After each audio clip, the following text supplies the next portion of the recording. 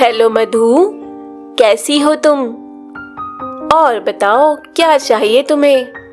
क्या? एक बोलने वाले झाड़ू? तो क्या तुम मेरी माँ को वापस ला सकती हो? काश मैं ऐसा कर पाती।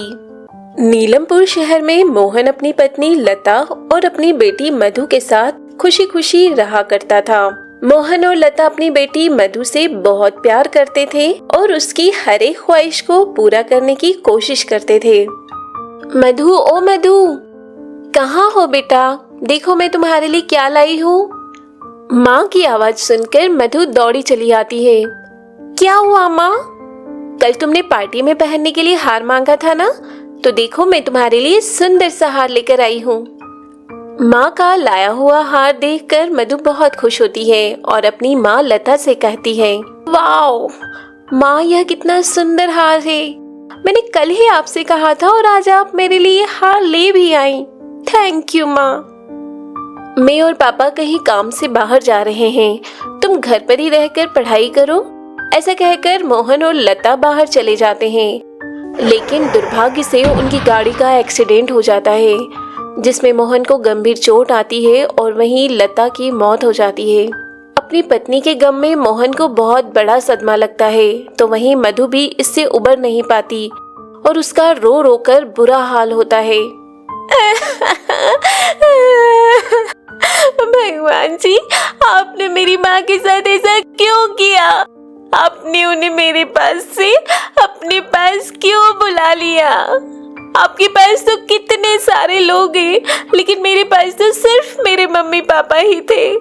कुछ समय बाद भी जब परिस्थितियाँ ठीक नहीं होती है, तो एक दिन मोहन बैठा बैठा सोच रहा होता है। लता के जाने के बाद से ही मधु बहुत उदास रहती है। अब मुझे अपनी बेटी के लिए कुछ करना ही पड़ेगा। क्यों ना मैं दूसरी शादी कर लूं, जिससे मधु को भी अपनी माँ की कमी नहीं खलेगी। ऐसा सोचकर मोहन सुमन नाम की एक लड़की से दूसरी शादी कर लेता है। शुरू में तो सारी चीजें ठीक चल रही और सुमन भी लता की जगह लेने की कोशिश करती है, लेकिन फिर भी वह इसमें कामयाब नहीं हो पाती है। सुमन, लता के जाने के बाद से मधु बहुत अकेली पड़ गई है। अब यह तुम्हारी जिम्मेदारी है कि तुम उसे कभी भी माँ की कमी महसूस न होने दो। मैं पूरी कोशिश करती हूँ, लेकिन फिर भी वह मुझे पसंद नहीं करती है, तो इसमें मैं क्या करूँ? कुछ समय बीत जाने के बाद सुमन एक बच्चे को जन्म देती है, जिसका नाम वह मोनू रखती है। लेकिन मोनू के जन्म के बाद से सुमन का व्यवहार बिल्कुल बदल चुका था। सुमन एक दिन मधु से कहती है, देखो मधु, मेरी हाल ही में डिलीवरी हुई है, इसलिए मैं काम नहीं कर सकती हूँ। अब तुम्हें ही घर का सारा काम करना होगा। लेकिन माँ, मुझे घर का काम करना तो आता ही नहीं है। अब यह सब बहाने नहीं चलेंगे, तुम्हें काम करना ही होगा। और खबरदार जो अपने पापा से मेरी शिकायत की तो। अगले दिन से मजबूरन मधु को घर का सारा काम करना पड़ता है। एक दिन मधु घर में झाड़ू लगा रही होती है, तभी उसकी झाड़ू टूट जाती है। झाड़ू टूट जाने के बाद मधु लता के कमरे में जाकर अपनी माँ को याद कर रही होती है। माँ, मुझे आपकी बहुत याद आती है। यह नई वाली माँ मुझसे घर का सारा काम करवाती है और मुझे प्यार भी नहीं करती है। मधु अपनी माँ को याद कर ही रही होती है कि तभी उसे लता के कमरे में रखी एक झाड़ू दिखाई देती है। यह नई झाड़ू यहाँ क्या कर रही है? अच्छा हुआ यह नई झाड़ू मिल गई, वैसे भी मेरी पुरानी झाड़ू टूट गई है। चलो अब मैं इससे ही काम करूंगी। ऐसा कहकर मधु जैसे ही झाड़ू को छूती है, तो वह झाड़ू अचानक से उड़ने लगती है और मधु से कहती है, हेलो मधु, कैसी हो तुम? और बताओ क्या चाहिए तुम्हें? क्या?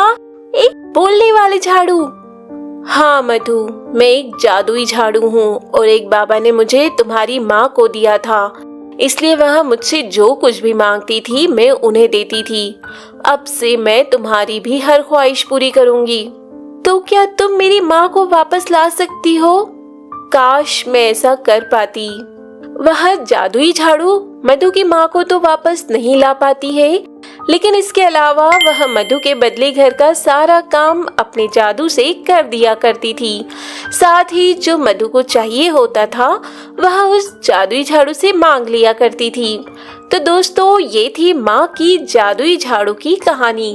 अगर ये कहानी आपको अच्छी लगी हो तो वीडियो को लाइक कर चैनल को सब्सक्राइब जरूर करें। साथ ही अपने दोस्तों को भी शेयर करें ताकि वो भी इसका आनंद ले पाए। धन्यवाद।